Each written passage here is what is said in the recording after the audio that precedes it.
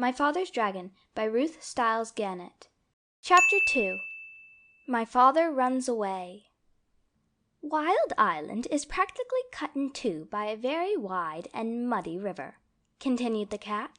This river begins near one end of the island and flows into the ocean at the other.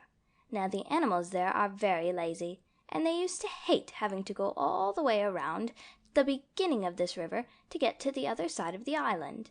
It made visiting inconvenient and mail delivery slow, particularly during the Christmas rush.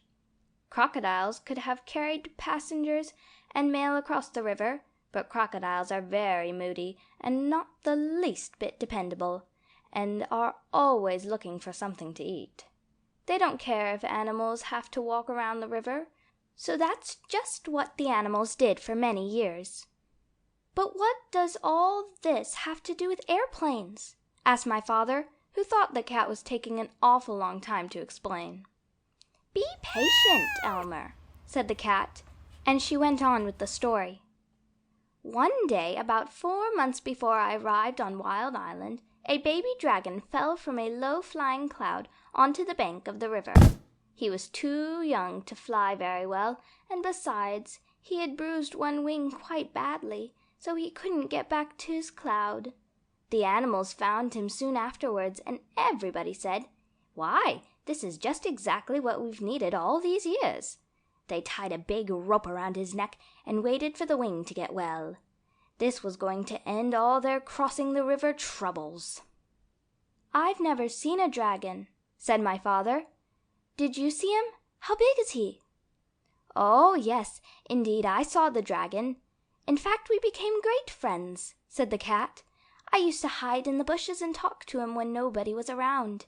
He's not a very big dragon, about the size of a large black bear, although I imagine he's grown quite a bit since I left. He's got a long tail and yellow and blue stripes. His horn and eyes and the bottoms of his feet are bright red, and he has golden-colored wings." "Oh, how wonderful!" said my father. "What did the animals do with him when his wing got well?" "They started training him to carry passengers, and even though he is just a baby dragon, they work him all day and all night, too, sometimes. They make him carry loads that are much too heavy, and if he complains, they twist his wings and beat him. He's always tied to a stake on a rope just long enough to go across the river. His only friends are the crocodiles, who say 'hello' to him once a week, and if they don't forget.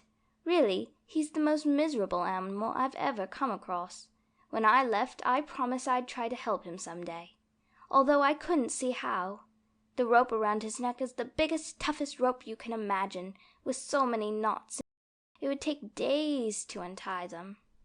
Anyway, when you were talking about airplanes, you gave me a good idea. Now I'm sure that if you were able to rescue the dragon, which wouldn't be the least bit easy, he'd let you ride him most anywhere, provided you were nice to him, of course. How about trying it?" "Oh, I'd love to," said my father, and he was so angry at his mother for being rude to the cat that he didn't feel the least bit sad about running away from home for a while. That very afternoon my father and the cat went down to the docks to see about the ships going to the island of Tangerina. They found out that a ship would be sailing the next week, so right away they started planning for the rescue of the dragon. The cat was a great help in suggesting things for my father to take with him, and she told him everything she knew about Wild Island. Of course, she was too old to go along. Everything had to be kept very secret, so when they found or bought anything to take on the trip, they hid it behind a rock in the park. The night before my father sailed, he borrowed his father's knapsack, and he and the cat packed everything very carefully. He took chewing gum, 2 dozen pink lollipops, a package of rubber bands, black rubber boots, a compass, a toothbrush and a tube of toothpaste, 6 magnifying glasses, a very sharp jackknife, a comb and hairbrush, 7 hair ribbons of different colors, an empty grain bag with a label saying cranberry, some clean clothes, and enough food to last my father while he was on the ship. He couldn't live on mice, so he took 25 peanut butter and jelly sandwiches and 6 apples, because that's all the apples he could find in the pantry. When everything was packed, my father and the cat went down to the docks to the ship. A night watchman was on duty, so while the cat made loud, queer noises to distract his attention, my father ran over the gangplank onto the ship. He went down into the hold and hid among some bags of wheat. The ship sailed early the next morning. End of Chapter 2, read by Nora Nelson.